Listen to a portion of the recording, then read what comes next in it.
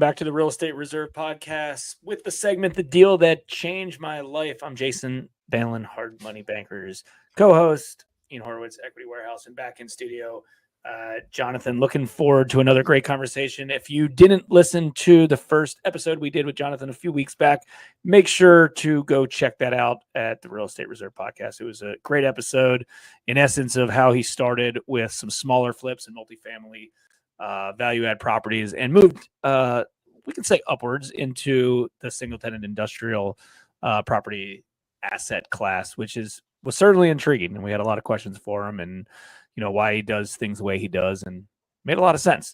So Jonathan, welcome back. Thanks again for joining us. Maybe just start off with a quick intro again for those who didn't hear your first episode.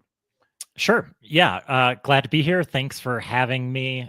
So I started my working career as a special education teacher and was a special ed teacher for 8 years, and eventually got into real estate, started listening to Bigger Pockets podcasts. And because my wife and I realized that the teaching profession just wasn't going to deliver the time freedom and financial freedom that we really wanted. And so started flipping houses on nights and weekends and school holidays, and used the proceeds from house flipping to buy small multifamily, and bought my way out of teaching back in 2019. And so have been full-time in real estate since then, and have now transitioned into continuing to try to purchase larger commercial assets. What's one deal that changed your life? It could be it changed it in a good way or a bad way, right? And not all deals that change people's lives have to be successful deals. You learn a lot from what you did wrong as well.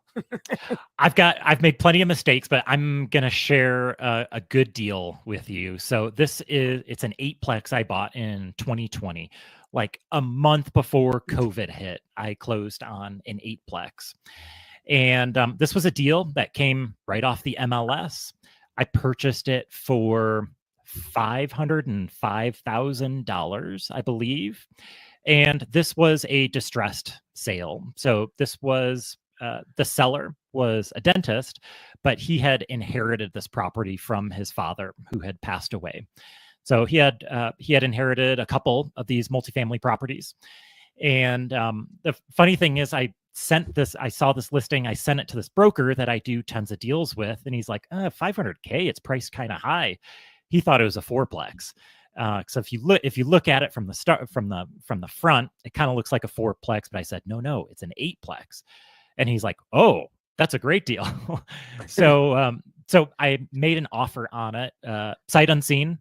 And I heard this thing, like, you either need to be the first offer or the best offer. And so I think I was the first offer. And so I got it, I closed on it. And I think I didn't even walk into it until after I was under contract. And so I toured it, and, some of these, I think of the 8 units, 5 were occupied, 3 were vacant. There were, in a couple of the units, there were smokers. The appliances and kitchens and bathrooms hadn't been updated since, they were original. The property was built in 1978. They were original. And so this was actually exactly what I was looking for. The rents were super low.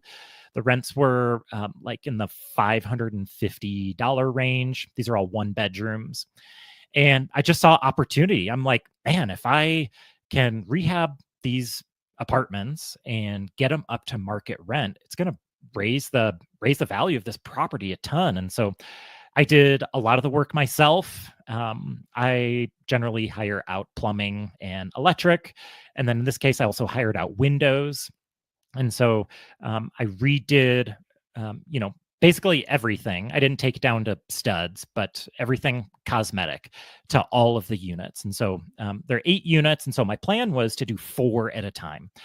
And so I thought, if I had 3 months, I could get 4 units done and then get those rented to start to get some income in. And then while the other 4 were rented, I would work on the other 4 in the next 3 months.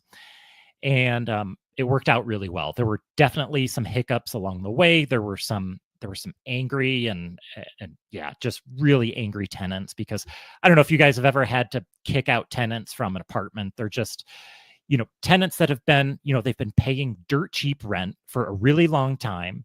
And now a new owner comes in and tells them that they have to leave. And I wasn't offering renewals. I was emptying the building. Nobody was allowed to stay. It was they were all month to month. So I said, this is your 30 days notice. You need to leave.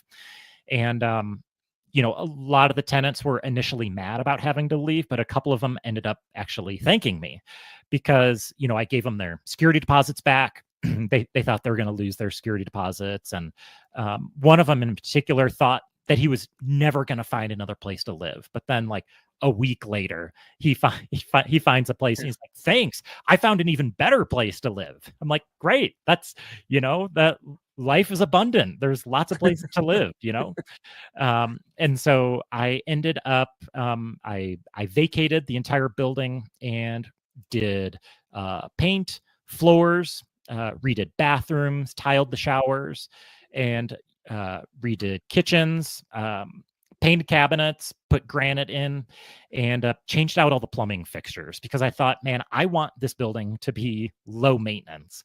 I don't want to be getting calls about leaky toilets or anything like that. So changed all the plumbing, shut off valves, shower valves, faucets, anything, any of those big plumbing fixtures that can leak and go wrong. I changed them out. And so they were, they're kind of on the small side. I still own this property today, but rents were at $550. I bought it for $500,000. After 6 months, I had all the units renovated and leased, and so I refinanced it. I had an initial construction loan on the property, and refinanced out of that construction loan. And original purchase price was $500,000. On the appraisal on the refi, it appraised for $795. And so I put $80,000 into it, and so I was in it for $580, and then was able to refinance all my money out. And so it's like a classic Burr. I after 6 months didn't have any of my money in it, and still own it today. Cash flows, after debt and expenses, it cash flows about $3,000 a month. And so that was at the time that I purchased that, it was a real stretch. Purchased it for $500,000. I didn't know how I was going to pay for it. I was like, to get the down payment, I had to put $125,000 down.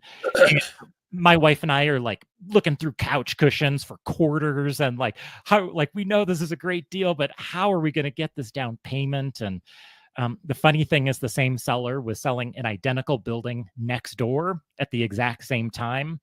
I'm like, man, it'd be awesome if I could buy both, but I just can't afford it. There's no way I can take down both. And so now 4.5 years later, I'm like, oh man, why did I not figure out how to buy both buildings? So it's a great cash flowing property, added tons of equity. And so, that's been a great deal for me. Yeah, that's awesome. Who knows? Maybe if you bought both, you wouldn't have had the same success. Maybe it would have been exponentially more stressful and you wouldn't be here today. So the universe delivered exactly what it was supposed to. I mean, that's a classic example, guys, of like how willing to take a little bit of risk and getting out of your comfort zone can produce massive dividends and lead you towards, if you're trying to leave your W-2 or change the trajectory of your business, whatever it is. I mean, not only is that asset producing your cash flow, it's increasing in value. You're paying down debt every single month. It's going to continue to pay you dividends. We have a similar story on a similar type building. Well, it was a little bit bigger. It was 76 units, but similar type conversation of, hey, we bought it, we executed it, we refinanced it, walked away with 7 figures, able to pay our investors, and able to quit our jobs all in the same time. So there's a lot of power in getting outside your comfort zone. So thank you for sharing that with us. And guys, if you get any value out of this, please share the show. It's the best compliment we can give Jonathan. John, where's the best place people can find you on the internet? They want to learn more about you. I know you have this property up on your website where they can find more information about that. Yep. Go to my personal website, jonathanhayek.co. It's got the links to my socials and my portfolio and how to get in touch with me if you want to. Awesome. Sounds awesome. Guys, go check it out. He's got a bunch of case studies on deals that he's done. And guys, we will catch you on the next one. Thanks for tuning in to the Real Estate Reserve podcast. Do us a favor and like, comment, and share our broadcast. It helps the algorithm and helps us spread the word too. Till next time, thank you for tuning in.